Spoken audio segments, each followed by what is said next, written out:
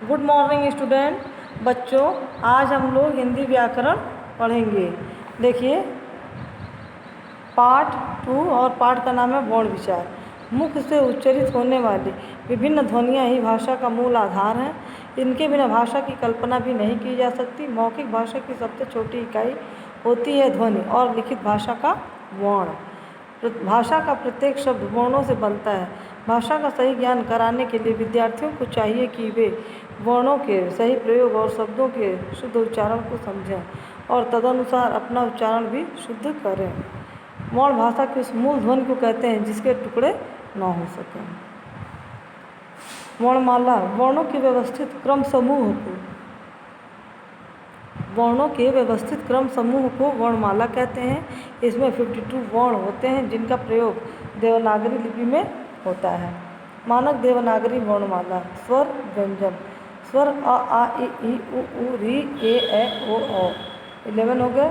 व्यंजन क वर्ग का क ख ग घ ङ च वर्ग च छ ज झ ञ ट वर्ग ट ठ ड ढ ण त वर्ग त थ द ध न प वर्ग प फ ब भ म य र ल व श ष स ह। अन्य अड़ ढड़ अढ़। संयुक्त व्यंजन छ त्र ज्ञ स्र। अयोगवा अं अह। आगत वर्ण अ ज व। तो वर्ण के भेद। उच्चारण और प्रयोग के आधार पर वर्णों के दो भेद होते हैं, स्वर और व्यंजन। स्वर जिनकी ध्वनियों के उच्चारण के समय हवा मुख से निकले बिना किसी रुकावट के बाहर निकलती है, वे स्वर कहलाते हैं। जैसे अ आ इ ई उ ऊ री ए ऐ ओ औ। स्वर के भेद। स्वर के 3 भेद होते हैं, ह्रस्व स्वर, दीर्घ स्वर, लुप्त स्वर। ह्रस्व स्वर जिन स्वरों के उच्चारण में बहुत कम समय लगता है वे ह्रस्व स्वर कहलाते हैं। इन स्वरों को मूल स्वर भी कहा जाता है। इनकी संख्या 4 है, अ ई उ और ई। दीर्घ स्वर जिन स्वरों के बोलने में मूल स्वरों के से लगभग दुगुना समय लगता है वे दीर्घ स्वर कहलाते हैं। इनकी संख्या 7 है। आ ई उ ए ऐ ओ औ। अ की ध्वनि आजकल हिंदी में उपर्युक्त 11 स्वरों के स्थान पर 12 स्वरों का प्रयोग हो रहा है। अंग्रेजी के शब्दों के साथ बोली जाने वाली ध्वनि अ, आ और ओ ध्वनियों के बीच की है। इस ध्वनि का प्रयोग सिर्फ अंग्रेजी शब्दों के साथ ही होता है, जैसे ball, doll, hall, by, block आदि। इन शब्दों में यदि अ के स्थान पर आ का प्रयोग किया जाए तो शब्द का अर्थ ही बदल जाएगा। जैसे डॉल के स्थान पर डाल, बॉल के स्थान पर बाल आदि। स्वरों की मात्रा शब्दों में व्यंजन के साथ स्वर का जो उसके साथ प्रयोग होता है उसे स्वर की मात्रा कहा जाता है। किसी भी शब्द को लिखने में स्वर का प्रयोग 2 प्रकार से किया जाता है। पहला, मूल रूप में। कुछ शब्दों में स्वर का प्रयोग अपने मूल रूप में होता है, जैसे आइए, आओ, आई आदि। इन शब्दों में आ, ई, ए, ओ, ई स्वर अपने मूल रूप में है। मात्रा के रूप में स्वरों का प्रयोग इस प्रकार होता है, जैसे बालक, बाबूजी, माता आदि। शब्दों में क्रमशः आ, उ, ई स्वर मात्रा के रूप में प्रयोग हुए हैं। स्वरों की मात्राएं निम्नलिखित हैं।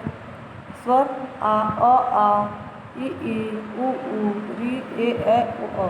तो देखिए, अ की कोई मात्रा नहीं होती और आ की मात्रा ये हो जाए, छोटी मात्रा वर्ण के पहले, बड़ी की मात्रा वर्ण के बाद में लगती है, उ की मात्रा इस साइड से और बड़ा उ की मात्रा इधर, और ई ऐसे लग जाता है। ए की मात्रा लाइन के ऊपर 1 और ऐ की मात्रा लाइन के ऊपर 2, ओ की मात्रा लाइन के ऊपर 1 और पीछे 1 लाइन और रहती है, और ओ की मात्रा में ऊपर 2 लाइन और साइड 2 ऊपर, लाइन के ऊपर 2 और 1 सीधी लाइन पीछे होती है, वर्ण के बाद में लगती है। विशेष टिप्पणी। अ स्वर की कोई मात्रा नहीं होती। अ सभी व्यंजनों में सम्मिलित होता है। अ के बिना वर्ण लिखने के लिए वर्ण के नीचे हलंत का प्रयोग किया जाता है, जैसे आधा क, आधा क, आधा ग आदि। उ और बड़ा उ की मात्राएं र के नीचे न लिखकर र के मध्य में प्रयोग की जाती हैं, जैसे रू रू, ये छोटा ऊ की मात्रा है, बड़ा रू की मात्रा है। री की मात्रा र के साथ नहीं लगती है। श के साथ री की मात्रा लगने पर श का रूप बदल कर श्री हो जाता है। जैसे अनुनासिक स्वर, जिस स्वर को बोलने में हवा मुंह और नाक दोनों से निकलती है वे अनुनासिक स्वर कहलाते हैं। लिखने में इनके ऊपर चंद्रबिंद लगाते हैं, जैसे आ। अन्य दीर्घ स्वरों जैसे ई, ए, ओ के साथ क्रमशः एंग, ओंग, औंग में चंद्रबिंदु के स्थान पर बिंदु लगाते हैं ताकि लिखावट अच्छी रहे। अनुस्वार, जिन स्वरों के उच्चारण में हवा केवल नाक से निकलती है और उच्चारण अधिक जोर से होता है वे अनुस्वार कहलाते हैं। लिखते समय उनके ऊपर अंग लगाते हैं। अनुनासिक और अनुस्वार में अंतर। अनुनासिक के उच्चारण में हवा नाक और मुंह दोनों से निकलती है, जबकि अनुस्वार के उच्चारण में हवा केवल नाक से निकलती है। दोनों का अंतर स्पष्ट न होने पर अर्थ में परिवर्तन हो जाता है। वह हंस दिया, वह हंस दिया। यदि चंद्रबिंदु और बिंदु को बदल दें तो सार्थक अर्थ नहीं निकलता। जैसे